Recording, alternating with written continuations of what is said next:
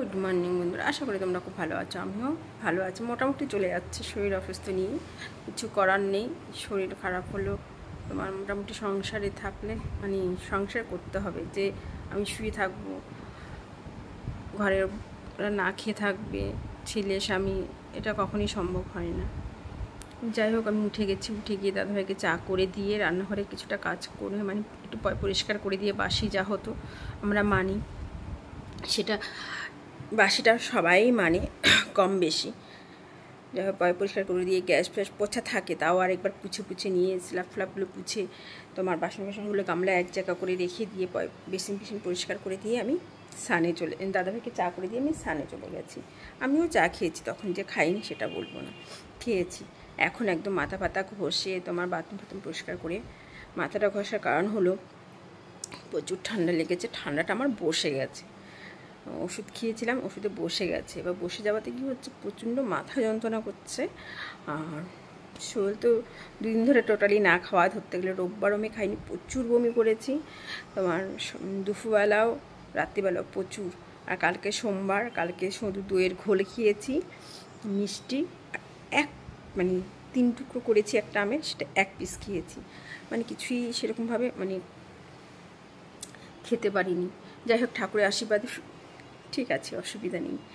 সবই ভগবানের আশীর্বাদ, ভগবানের আশীর্বাদ ছাড়া কিছুই করা সম্ভব না। অনেকে পারেই না একদিনও উপোস করতে, কিন্তু আমার 2 দিন হয়ে গেল পরপর।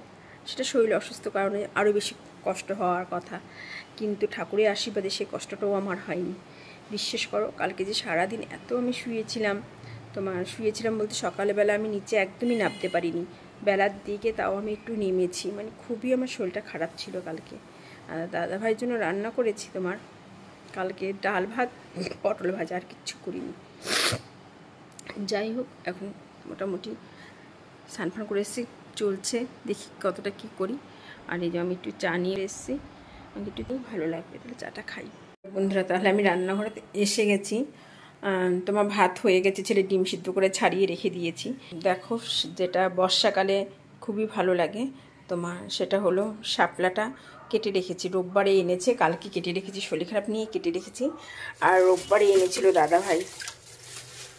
বর্ষার দিনে না খেলে একদমই চলে না। দেখেছো, দাদাভাই নিয়ে এসছে ইলিশ মাছ। এবার ইলিশ মাছের মাথা দিয়ে তোমার করব। আর ইলিশ মাছটা কী করব সেটা এখনও ভেবে উঠতে পারছি না, যে কীভাবে করলে ভালো লাগবে। যে এমনি পাতলা ঝোল করব, না কলা পাতা পাতুরি করব, না লাউ পাতা দিয়ে করব, মানে চিন্তা করছি এখন। এই একটা টেনশনের ভিতরে রয়েছে, কী দিয়ে কী করব। আমি দেখছি কী দিয়ে কী করি, সেটা তোমার থেকে শেয়ার করব। চলো বন্ধুরা, ইলিশ কেটে নিয়ে দেখছি কী দিয়ে দাদাভাই খাবে, এখনও শিওর হতে পারেনি। আমি বললাম তাহলে বেগুন নিয়ে আসো, পাতলা ঝোল করি, একটু ভাজায়, আর তোমার ওই মাছের মাথাটা দিয়ে শাপলাটা দিয়ে করে নিই। বন্ধুরা, গ্যাস করে কেটে নিয়েছি, অত সুন্দর করতে পারিনি, কিন্তু যতটা পেরেছি করেছি।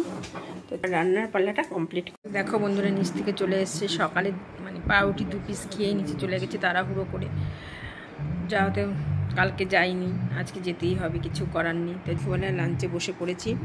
ইলিশ মাছ ভাজা, শাপলা ইলিশ মাছের মাথা দিয়ে, আর বেগুন দিয়ে ইলিশ মাছের ঝোল, টক দই। চলো খেয়ে নিই।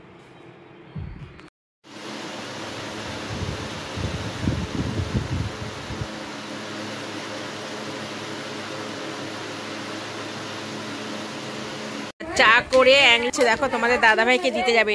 এত লোকের মাঝখানে দিয়েও ও যাবে তোমার দাদাভাইকে দিতে। আমরা বললাম যে না, আমার তো মনে হয় কিছু ব্যাপার আছে, আর কি বলবো। দেখো, এখানে আমরা সবাই বসে আছি, এখন চা করে নিয়ে এসে তোমাদের দাদাভাইকে দিতে গেল। আমাকে দিল না আজকে চাটা, মনে হচ্ছে না খেলেই ভালো হয়।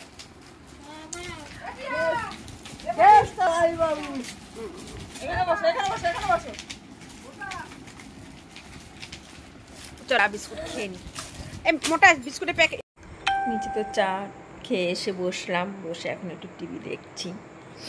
একদমই খাওয়া দাওয়া করা যাচ্ছে না, শরীর এতটাই খারাপ হয়ে গেছে। জানি না কবে পুরো ঠিকঠাক হবে, সময় লাগবে। শরীর অসুস্থ হতে সময় লাগে না, শরীর সুস্থ হতে অনেক সময় লেগে যায়। যাই হোক, তাও চলছে। চলো এখন একটু টিভি দেখি একদম খাওয়া দাওয়া করতে পারছি না, ছেলেকে বলবো একটু কিছু অন্য কিছু খাবার এনে দিতে, দেখি কী এনে দেয়, এনে যদি দেয় তোমাদের নিশ্চয়ই শেয়ার করবো। তো টিভি দেখি।